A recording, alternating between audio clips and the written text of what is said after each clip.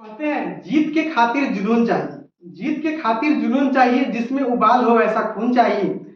यह आसमान भी आएगा जमीन पर, यह आसमान भी आएगा जमीन पर, बस इरादों में ऐसे जुनून चाहिए। तो हेलो हाय एवरीवन, कैसे हैं आप सभी? आई होप कि आप बढ़िया होंगे, आपका स्टडी भी अच्छा चल रहा होगा।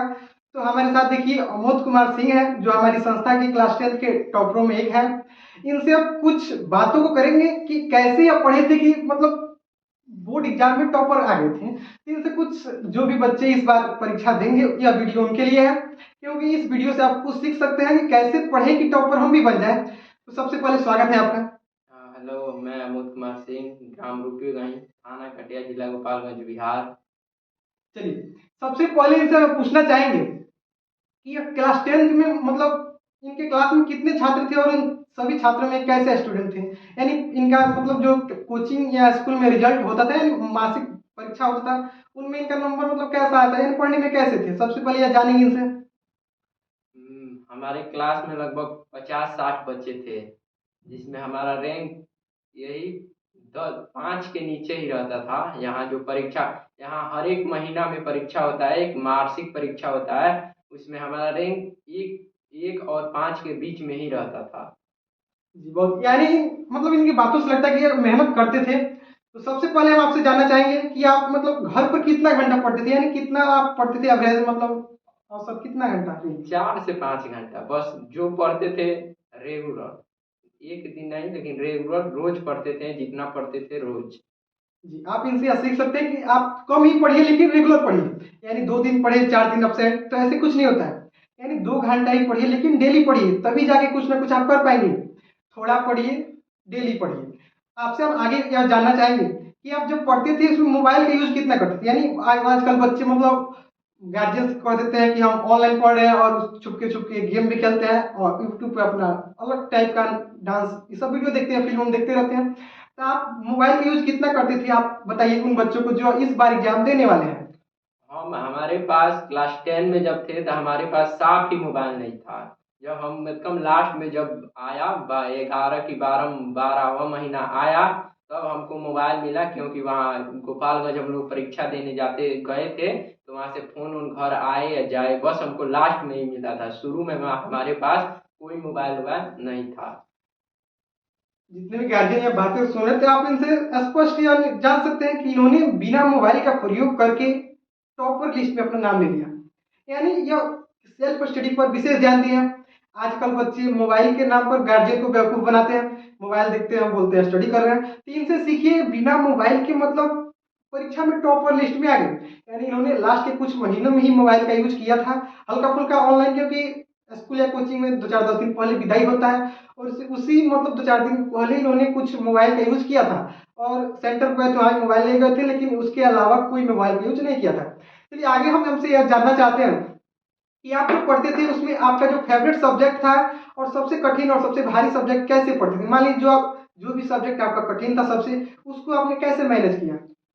जो जो काम जो हम पढ़ रहे हैं, जो कठिन लग रहा है उसे बार बार पढ़िए। जो क्वेश्चन नहीं बन रहा है उसे बार बार रिपीट कीजिए। वो हम ऐसे ही मैथ में हमारा पहले बहुत कमजोर थे, लेकिन आके 10 में बढ़िया नंबर है। 10 में हमारा मैथ खूब बढ़िया था। जी बहुत बढ़िया।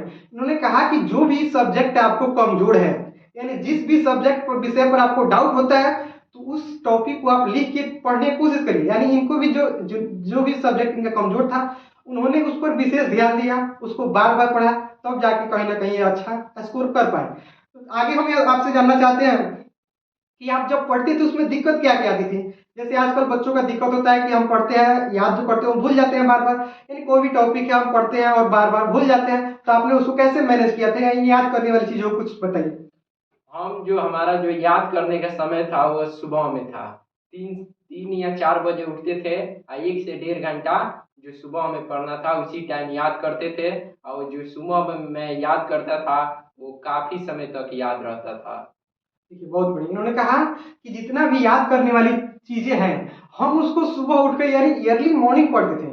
यानी याद करने वाली चीजों को या सुबह में याद करते थे, जिससे जिससे इनको काफी हेल्प मिलता था।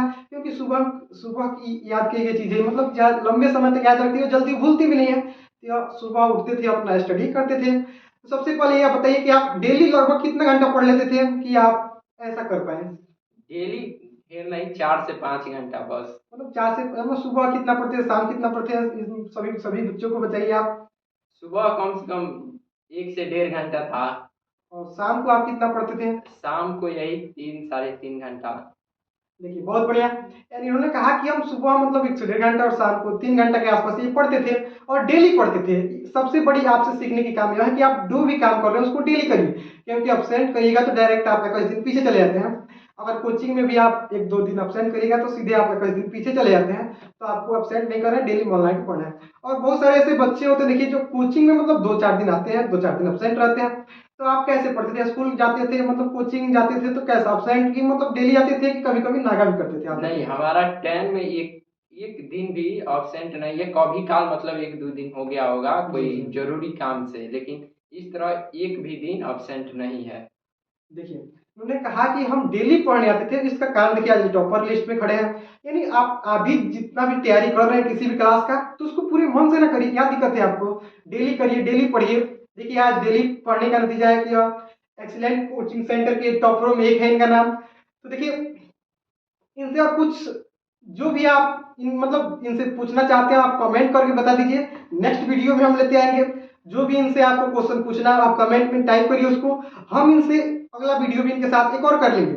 आपसे एक और क्वेश्चन है कि आप जब वहां गए थे मतलब जब परीक्षा देने गए होंगे तो आपने एक सेंटर लिया होगा, रूम लिया होगा। उस रूम पर आप कैसे पढ़ते थे? आप बताइए उसके बारे में। रूम पर तो हम लोग ज्यादा कुछ नहीं पढ़ते थे।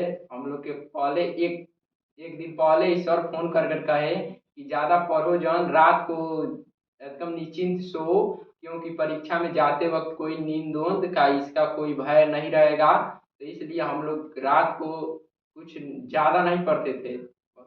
बहुत बढ़िया। इन्होंने कहा कि जो इनके मतलब कोचिंग के जितने भी सहयोगी शिक्षक थे इन्होंने फोन करके इनसे बोल दिया था कि इनके यानी अलर्ट कर दिया था कि रात को ज्यादा जगना नहीं है। मान लीजिए कल परीक्षा है तो आज रात को ज्यादा जगना नहीं है, मस्त आपको सोना है। खा पी के सोइए, स्वास्थ्य पर विशेष ध्यान दे के सो जाना है आपको, क्योंकि अगर रात भर आप जगिएगा परीक्षा में जाके भंगवा जाइएगा, कुछ फायदा नहीं होगा। अगले हम आपसे पूछना चाहेंगे कि आप किस कोचिंग से पढ़े थे और मतलब कौन कौन सर थे आपके टाइम, कुछ बताइए इसके बारे में। हम island coaching centre and island coaching centre की तरफ कोचिंग से पढ़े थे। और यहाँ पर सहयोगी शिक्षक प्रदीप सर, अभिनंदन सर, सचिंदर सर और अनुपम सर और धनंजय सर थे। जी बहुत बढ़िया। यानी इनके साथ कुछ शिक्षक भी थे जिनको काफी हेल्प किए। तो आपको भी जो भी डाउट हो इनसे यानी पूछना, आपको प्रश्न पूछना हो तो इनसे कमेंट करिए। नेक्स्ट वीडियो जल्द ही आएगा। तो उम्मीद करते हैं वीडियो आपको पसंद आया होगा, कुछ वीडियो से कुछ ना कुछ सीखने को जरूर मिला होगा। तो आज के लिए इतना ही। आप कमेंट करिए, नेक्स्ट वीडियो जल्द ही आएगा। तब तक के लिए बाय।